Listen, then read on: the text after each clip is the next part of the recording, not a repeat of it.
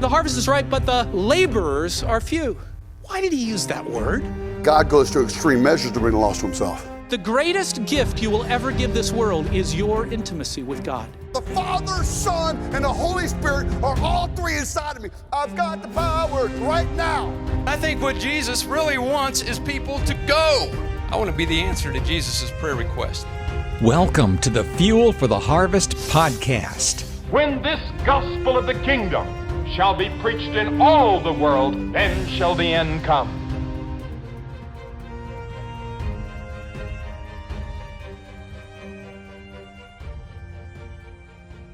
Hey everyone, and welcome to this latest episode of Fuel for the Harvest. This is Nathan. And this is Charlie. We're your hosts for today.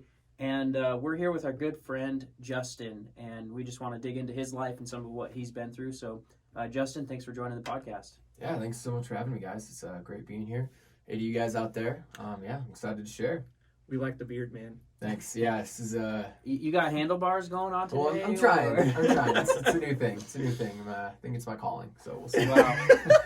We've talked about calling from time to time on this podcast, but I have yet to hear about that calling. So, well, the calling to grow a beard? To grow a handlebar mustache. I think you leaned into the joke a little bit too much.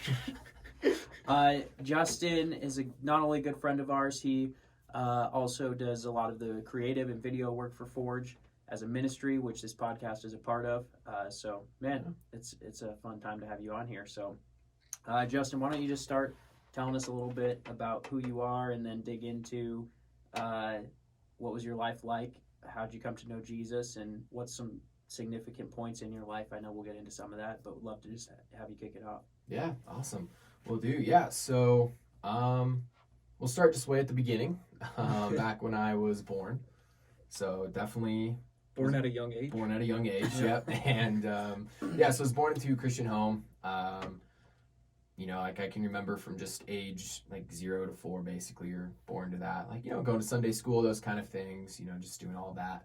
And then I was baptized as a baby, but at some point in my early childhood... They didn't do dunk baptism? No, it wasn't a dunk baptism, no. It was, babies can swim. Well, yeah. I didn't want to try that with mine, so... And it wasn't a baby dedication. I honestly can't remember what my parents told me, but part of me thinks it's, it was like the Catholic, thing gotcha. up there. So I was like, okay. So 4th grade Justin rolls around.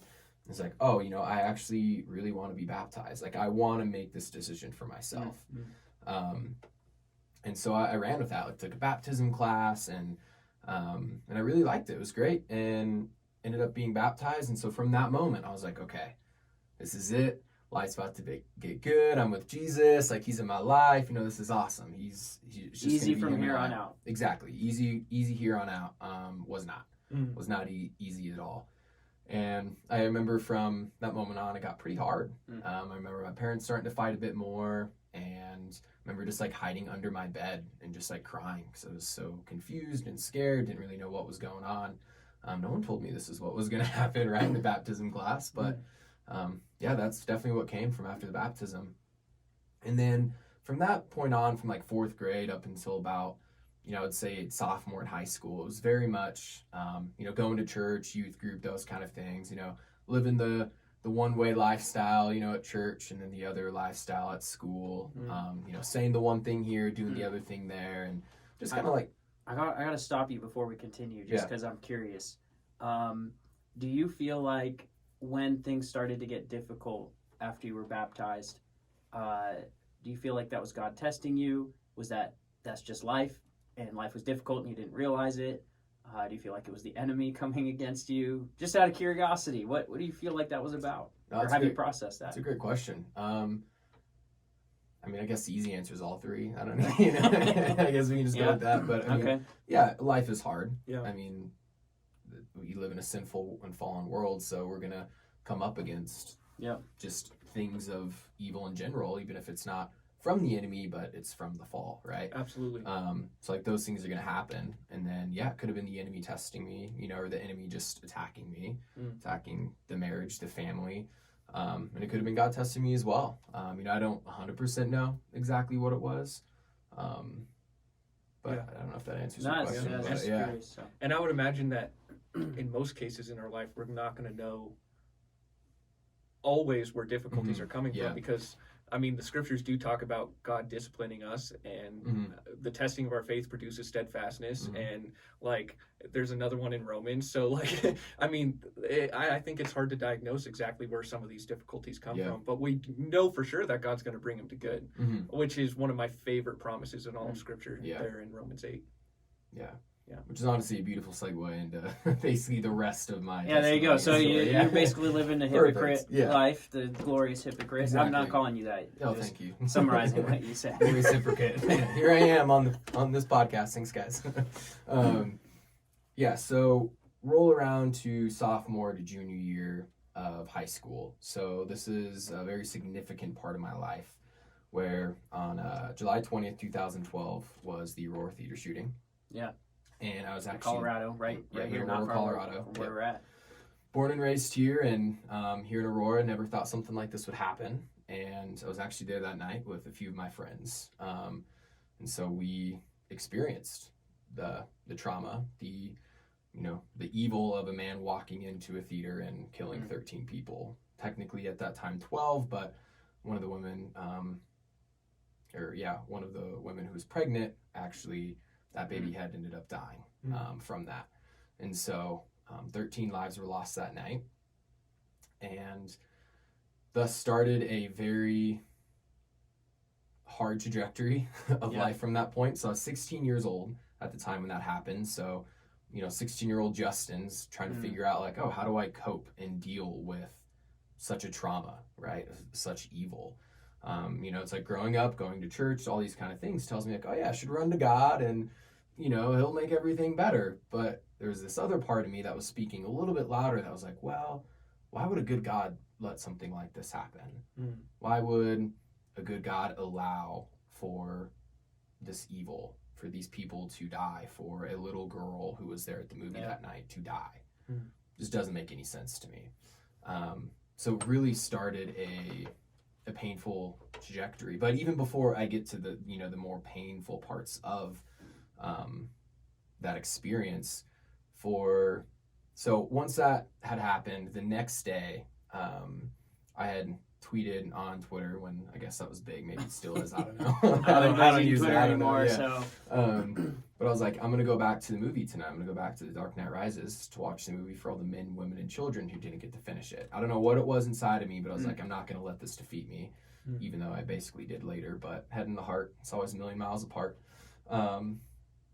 I ended up going back that night, and Good Morning America got a hold of that tweet and was like, hey, we'd love to do an interview on you. I was like, okay, sure. I don't really know what more I have to say, but okay, let's do it. Ended up getting interviewed, and they asked me during the interview, they're like, okay, what do you think should happen to the shooter? I was like, okay, wow, this is like the day after, and he's like asking me these questions. Ended up saying, I was like, oh yeah, the shooter deserves forgiveness because we don't know what he's going through. And did I mean it at the time? Definitely not. That's just what I was taught, right? And like, oh yeah, you're taught to forgive. You're taught to forgive those, right? Forgive those who persecute you, and forgive your enemies and love them. And it's easy to say that, but in those moments, you're probably feeling like David says in the Psalms, Lord, break his teeth. Yeah, basically. Yeah. Slaughter the wicked. Yeah, seriously. Yeah. Yeah, and I mean, it's like, especially in those moments, exactly like what you're saying, it's just like heart-wrenching. Like, most of us struggle to forgive the guy who cuts us off in traffic, let alone like someone who perpetrates some kind of horrible injustice. And ultimately, I don't think I said it because I believed it or felt it, but I was like, I know this is the right thing up here. Like, this is what I was taught to do. So like, this is what we need to do. We need to forgive. But clearly I had not felt any of what had happened, because then 3 months go by and I'm still living in a way of like, oh yeah, I was there, but no big deal, right? Like, I saw a bunch of horrible things, but yeah, whatever, it doesn't affect me. Oh, but it definitely did, because 3 months go by and I'm, finally, when there's silence, I notice silence causes a lot of things to actually come up. I was snowshoeing in Colorado, beautiful mountains, and it's like out of nowhere, everything just came on to me. The sights, the sounds, the smells. That entire night just hit me like a ton of bricks. It felt like a boulder dropped, but it wasn't actual little boulder. and it just crushed me. I just felt all of the weight in that one moment. I was like, wow, I was there that night. And all of a sudden I felt this like very deep hole just like inside of me. And I was like, I've never known that was there before, but I finally acknowledged that something was missing. Something was just deeply gone. Just this black hole, right? I was like, wow, this sucks. And from that point, it just got harder and harder. So PTSD became a pretty real thing for me. At the time, I didn't know that's what it was, right? You know, just certain things, certain noises, things like that would just freak me out. I'd freeze, and didn't realize that until some guy actually came in to talk about PTSD with my psychology class at the time. And he started like imitating like gunshot noises. And I think this might have been like my senior year when this happened. And like it triggered me, and I just totally like froze up, and like I couldn't move, and I had to like force myself to get out of my seat and like walk out of the auditorium, because I was just like, my mind was just racing and I was freaking out. I was like, what the heck is going on with me? I feel like I'm crazy. And so it was very much just a hard time of life. I mean, especially at that point then I was 17, so in my senior year of high school. But yeah, I mean, from that point on, from the 3 months after the shooting to up until about my senior year, it was definitely very much just living a life of like, yeah, I'm fine, everything's okay. And I'd go home and everything's just a disaster inside of me. You know, running to a lot of worldly pleasures, trying to fill the void, trying to, you know, find out what can fill me. And I'm definitely living in depression, but again, not knowing it because I didn't have words for these things that I was experiencing. And not like a grill or anything on my parents or anything like that, but you know, we weren't a very close family, and so we didn't have an emotional connection or anything like that. And so I couldn't feel like I could turn to them because I didn't know how to, because we never talked that way as a family. And so I felt very alone in this, even though I'm sure there were definitely people there, but there's also, I don't know if it's like a prideful thing or a selfish thing, but it's like, you know, nobody knows what I'm going through, right? Well, one, it's because I didn't share that with anybody. Yeah. But two, it's, like not everybody can experience that or knows how to handle what someone else's trauma is. But Jesus definitely does, but I just chose not to turn to him. It's definitely more angry at him than anything. So if I ever turned to him, it was out of anger and not out of love or anything like that. So yeah, those, you know, 2 years go by, and just living into depression, and it's just becoming very hard. And just like asking myself, you know, like, what's the point of all of this, right? What's the point of continuing to live and into the depression and the suffering and the pain? It's like, there's no point to it. This sucks if this is all that life is, right? And so eventually, again, you know, like there's definitely a theme of my life of like my head and my heart always feeling like a million miles apart. Like I get it up here, but it's just down here. It does not make any sense. Like it's a complete oblivion. And I ended up getting a tattoo of the theater shooting, you know, to remember the lives that were lost, and like, okay, well, I'm going to keep living, you know, why I want to. And when it came down to it, when I got this tattoo, it was in October of 2015, my friends were getting married, and so I flew out, go see their wedding, and some random person was like, hey, well, what's your tattoo about? Instantly just like froze up and got triggered, and it was just like, could not talk, could not speak, and I felt like I was just like alone. Like it really just felt like I was in an isolated room by myself, like a little kid just like curled up, is what it felt like. And from that moment on, I was like, I need help.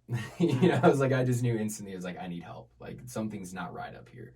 And so I had started to attend therapy. I remember I called the counselor's office, and I was like, hey, I want to start attending therapy. They're like, oh, do you know with who? I'm like, I don't care who it is or when. I'm like, just get me in as soon as possible. They're like, okay, great. You know, we'll get you in here. And so I ended up starting to see a counselor, and my expectation of counseling is probably like a lot of other people's. It's like, I'm going to go in for a few sessions, you know, and I'll be fine, purified, clean by then. I'm all good. No, it definitely was not the case. I was like, 3 sessions, I'll be good. And first session I walk in, and my whole thing was like just laid out on the table, just to get it out there so you can be done. Laid it out all on the table, and what she had told me was like, my pain or is like, it's not like an isolated incident, you know, everything's kind of connected. And so she's like, you're like an onion, you know, like in Shrek, if you guys have ever seen Shrek, you know, it's like you're like in, ogres have layers, right? So we're all ogres. Maybe that's not the best thing to say. But at least I am, so. Yeah, there we go. But you're like an onion, you know, there's like the core piece of like the pain that's hurt, right, that's stuck there right in the middle or at the bottom, and you have to continue to peel back these layers to get to that core issue. And I was like, oh gosh, this is going to take a long time. I was like, all right, I guess this is what it's going to take. And so I don't think her and I had even talked about the theater shooting until maybe 4 or 5 months later. Wow. Like I don't even know if we talked before I came to the experience about the theater shooting. I mean, we maybe like briefly tapped on it of like the feelings I felt there, but. By the way, if you're listening, the experience is there we young go. adult discipleship training with Forge. Love for you to check it out at forgeforward.org and click equipping. Anyway. Yeah. So, we hadn't even really talked about it because there's so many layers on top of like this one incident, but everything is connected as well. And so we're, you know, bouncing around from like one week. I'm like, oh, I'm feeling this way about this and this, but it slowly started to help me just start to understand my feelings and my emotions, right? I think that's key. Like, oh yeah, what's anger? What's sadness? What's pain? What's fear? Because again, I grew up in a family that we didn't communicate with emotions, right? And so I'm like learning now like how to communicate what I'm feeling and going through, and it was a very interesting time to say the least, of just like, oh wow, there's a lot more about myself than I thought, and I didn't really know myself.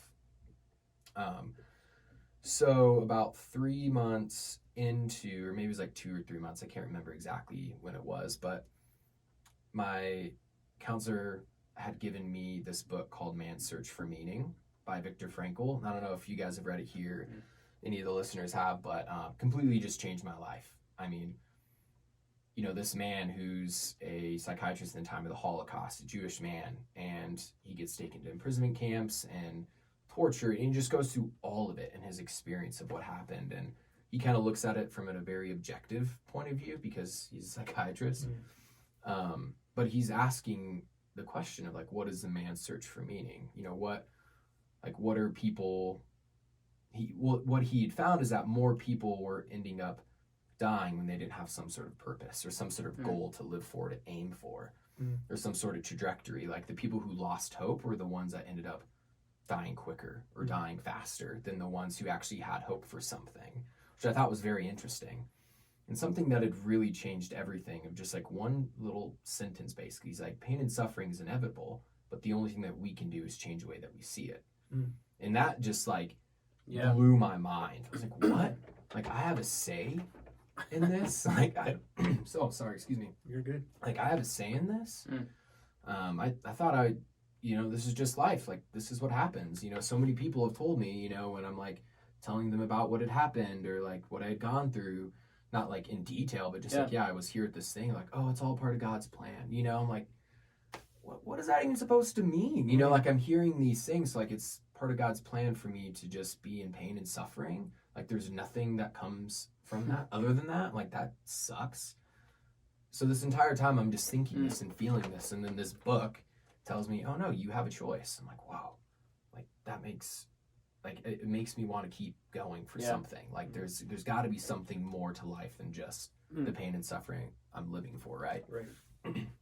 It kind of seems like what the scripture says too. Actually, if you look at it, it's not pointless suffering. It's James 1, you have a choice. Suffering is coming, so count it all joy. When, not if, when you face trials of many kinds. And so you have the joy of how you're going to see it.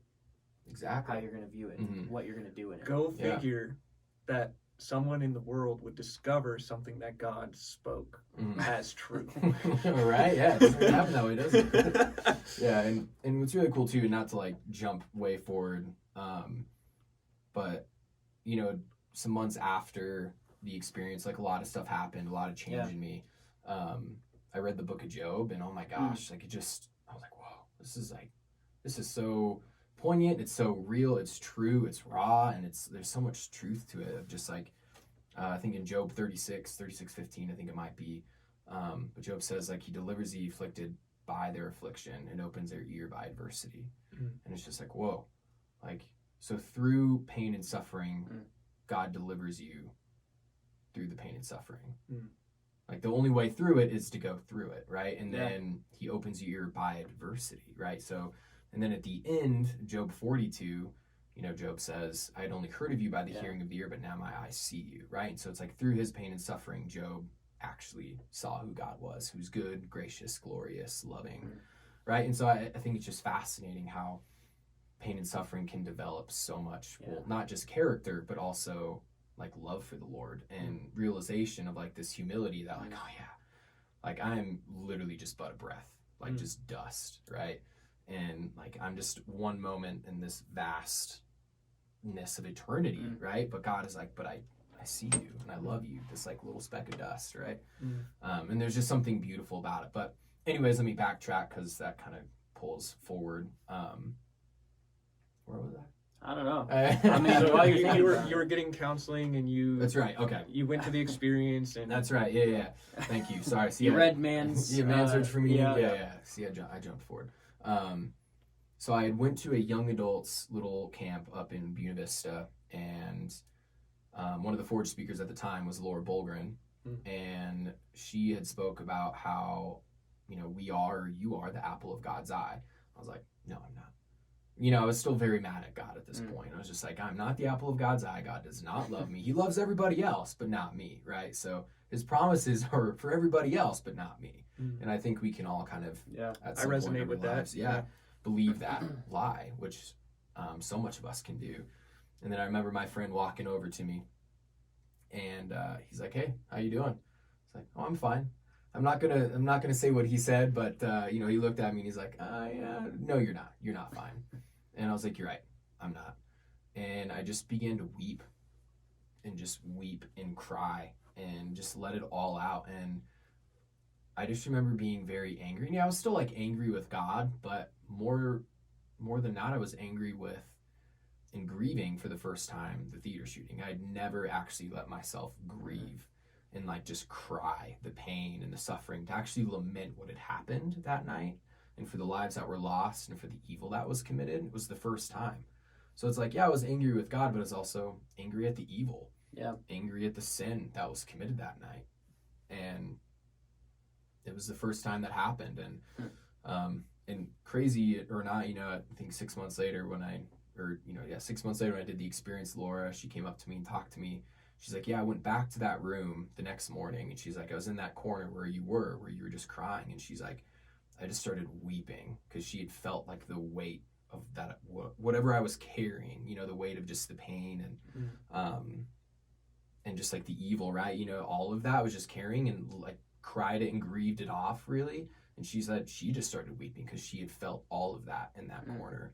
I was like, wow, so there really is a weight to a lot of these things. Like, it's a real thing. Yeah. The emotion, the spiritual side of it, there's a realness to it.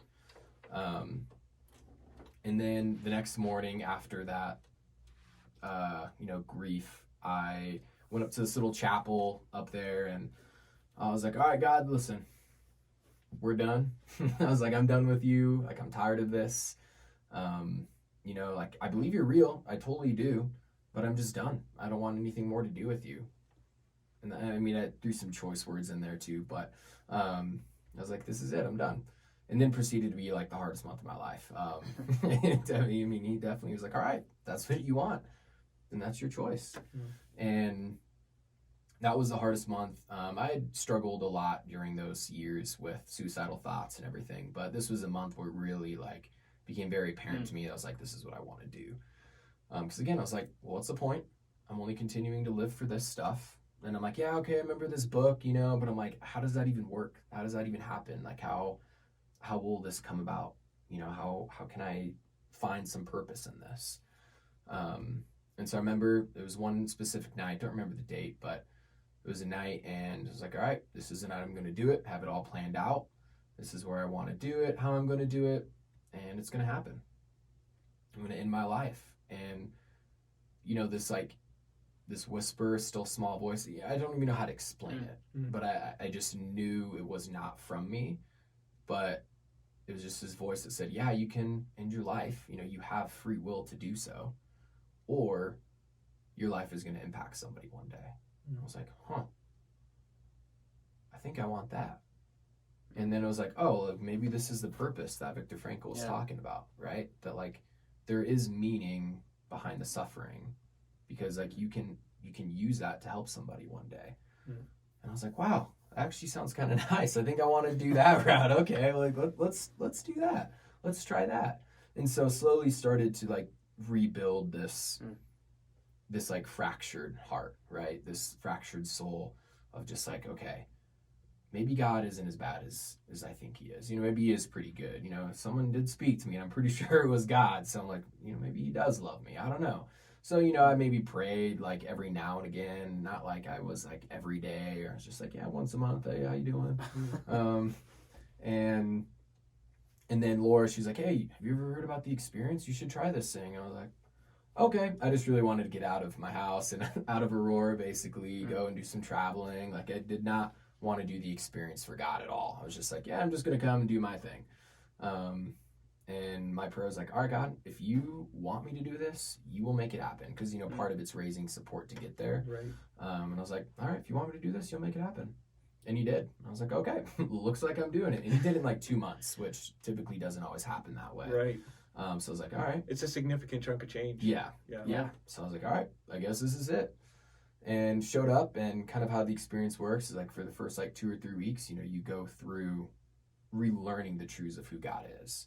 And particularly the 2 things that were the hardest for me were God being sovereign over evil. That was a tough one for me to go through. And then forgiveness. Those are the 2 hardest ones that were just like, oh, woof.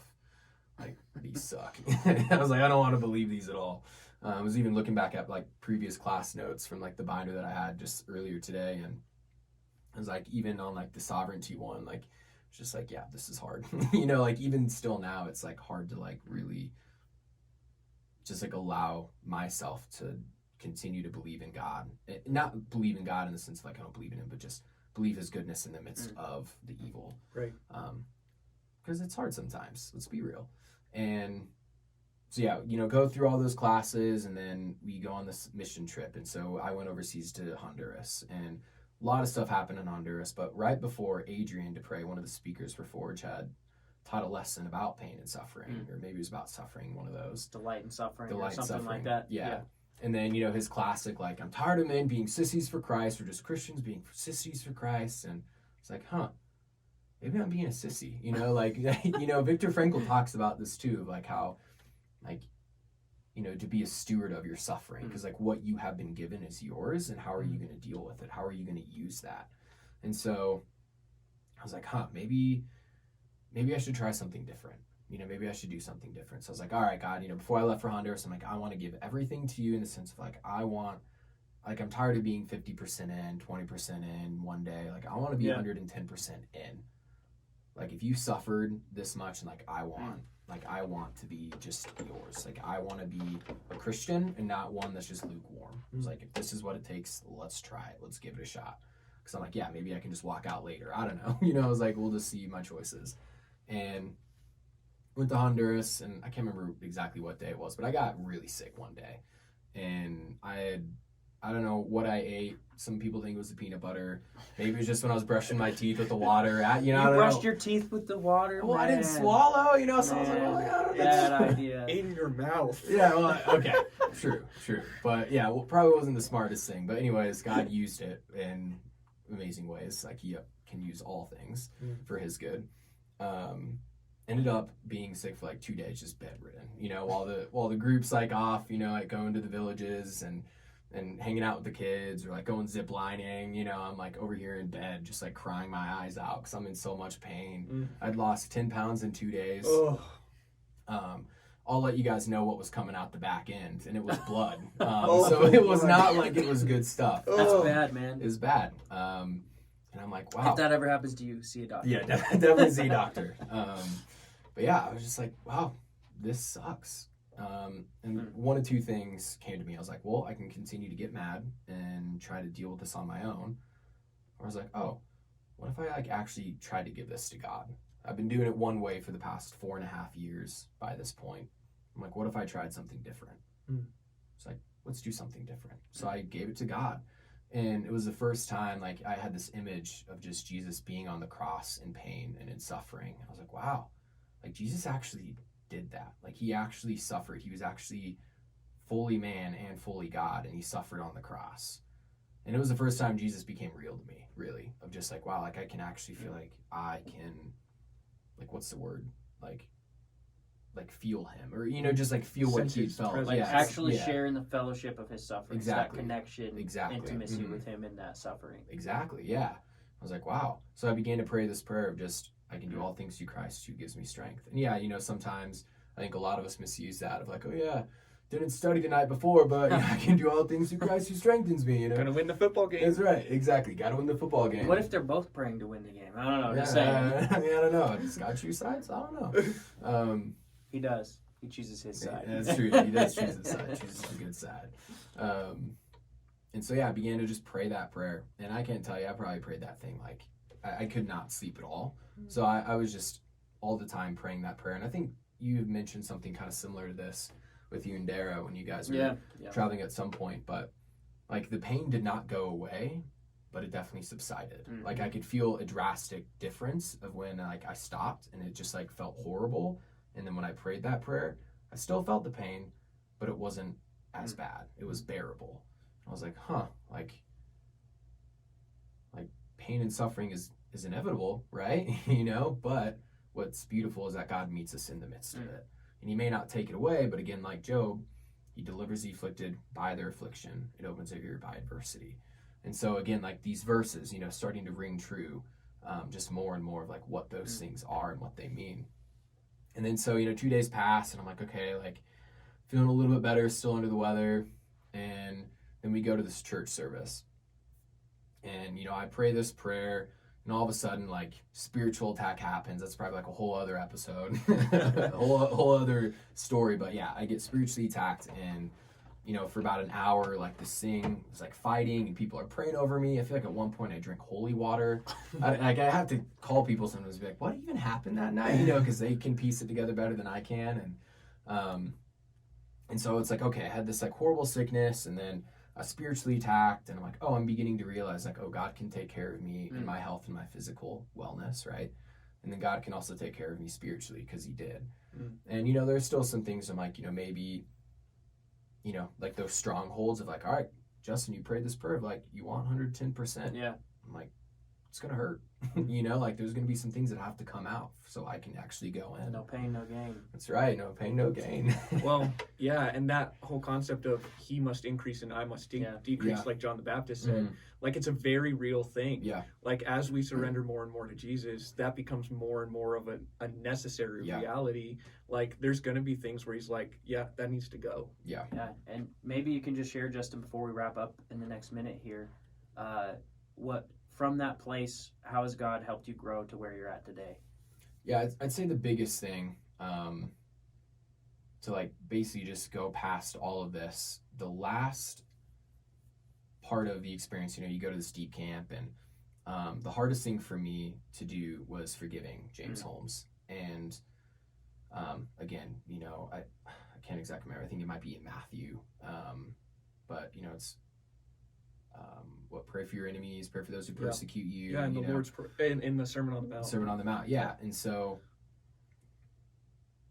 the hardest thing, you know, there's just one night where one of Foster Christie's speaker again, he had spoke and he talked about how, all right, this man had murdered somebody, went to jail, found Jesus, and then started bringing other people to Christ. I'm like, I felt so convicted by that because I was like, what the heck? Like, God can actually use people like that? I'm like, well, he can't use James Holmes, obviously, this man who did something horrible. But I was very convicted. And I was like, okay. God's like, all right, now I want you to go to your room. And I was like, okay. So I went to the room. He's like, open up your binder. I was like, okay, open up the binder. Of course, forgiveness page pops open. I'm like, all right, guess we're doing this right now. He's like, I want you to forgive him. So I went through, wrote down everything and everything that he did that caused me. Wrote his name, and then said, I forgive James Holmes, ripped it up, threw it in the trash. I was like, is this how it still feels? Like, I don't feel any better. I'm like, shouldn't I just like be floating on clouds? Definitely did not feel like that. And God's like, all right, now I want you to pray for him. He's like, are you serious? Now you want me to pray for the guy? I was like, I don't even know how to do that. Like, he just caused me all this stuff. Now you want me to pray for him? I was like, all right. So I was like, okay, I pray for James Holmes. Like, he's probably cold in his jail cell. You know, like all these things. Like, I didn't really know how to pray, but I was just praying for him. And then, you know, God gave me this image of James Holmes and I shaking hands in heaven. And I was like, wow. Like, if anybody can do that, that's God. That's the Holy Spirit. That's Jesus that can do those things. And so I was fullness like, all right. of his redemption. Yeah. And so leaning into all of those things, the redemption side of everything, you know, it always reminds me of Joseph, right? Like, his brothers had sold him into slavery, and then he was thrown into prison, you know, all these things, like he was wrongly accused, and then he comes back at the end, you know, his brothers are like, oh my gosh, we didn't know how you're going to react to us, what you're going to do. And he says, well, what you guys meant for evil, God intended for good, right? And so when I look back on my life, or just on the theater shooting, like, what the enemy meant for evil, God intended for good. And what Satan meant to kill me with, you know, I don't know if I was, you know, if he was trying to kill me that night, you know, I don't know. Like, those things that, some of those things are unknown. But the evil that happened, the pain, the suffering, like, at a movie theater, and then here I am now, like, working for Forge as a videographer, photographer, filmmaker. It's like, okay, so the one thing that, like, Satan used to attack me at a place, and, like, now I'm doing those very things. It's like, that's the story of redemption. Like, that is God's restoration, right? And I think that's beautiful. And so to, like, wrap those things up, and, like, what has God taught me, like, forgiveness is key, because I found that, like, whoever you choose not to forgive, you tend to become like that person, right? You tend to become like the things you won't forgive. And then, like, God is in the business of restoration. Like, that's what he does. The gospel does restore. It is about eternity, but it's also about restoration here on earth. As, you know, what is it? Give us this day our daily bread, and, you know, like, this is it. So Your kingdom come, your will be done on earth. That's right. So Wow, Justin, thank you so much for joining us and sharing all that. That's huge. And I think that we can all find ourselves a little bit in your story. And it's a blessing to be able to just be a part of it, and be able to hear everything that God has done for you in the midst of it. It's amazing. Thank you. Yeah, of course. Well, maybe we'll do another episode sometime. But thank you guys for listening to this episode. If you want to get in touch with Justin, you can email us at fuelfortheharvest@gmail.com, and we can connect you with Justin. But thanks for joining us. God bless you. And if this connected with you, or you think it connect with others, please share this on social media, or send it to a friend, text them, encourage them to subscribe. It really helps spread the word. So thank you guys for listening in. See you next time.